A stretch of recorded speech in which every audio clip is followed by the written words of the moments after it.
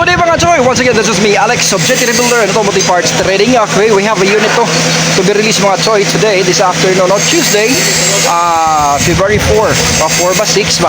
Okay, forget the day today, no?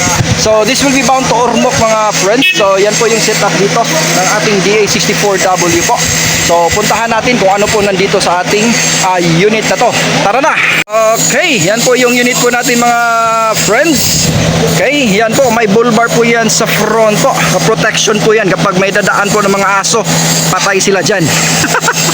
Okay, so yan po yung unit natin dito. Bound to Ormoc po siya, DA64W Samurai, dual power sliding door po. Okay, so pinalagyan din ito ng chrome side mirror with lights po siya ba, doon sa kabilaan po. At saka may door pillar, ano po siya, door bowl po, at saka door pillar. Yung door pillar po, ito po, makikita mo yung sarili mo. So hi, ako po to. Okay, ako po to mga choy. Oh, yan, makikita mo yung sarili mo dito. Okay, yan po yung unit natin. At saka may roof rack po yan nilagay po natin. Pwede po yan paglagyan ng ano po, bagahe sa itaas if ever hindi na po magkasya sa loob. Okay, ito naman yung interior po natin ng ating unit. Napakainit po. So may touchscreen stereo po siya. May dashcam po installed po natin. May camera po ito sa likuran. Saka may, let's make it fast mga choy, may remote po siya. Okay, remote and alarm po in-install po natin. All power po ito, yung unit po natin.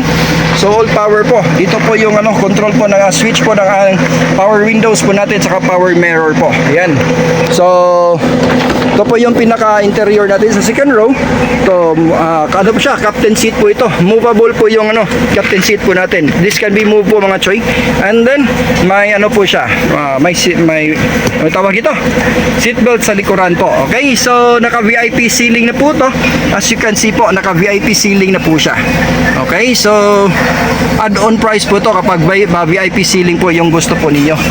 Okay, so dito naman sa likuran po mga choy. Okay, dito na po sa pinakalikuran po. Yan, may dalawang upuan dyan. Actually box po to, you can put inside po. Makikita po sa mga videos po natin na pwede po ito paglagyan. Okay, ito po. Okay, pwede po yan paglagyan, no? Yung upuan na yan can be used as storage also as well. Yan. So multi-purpose ang gamit po dito.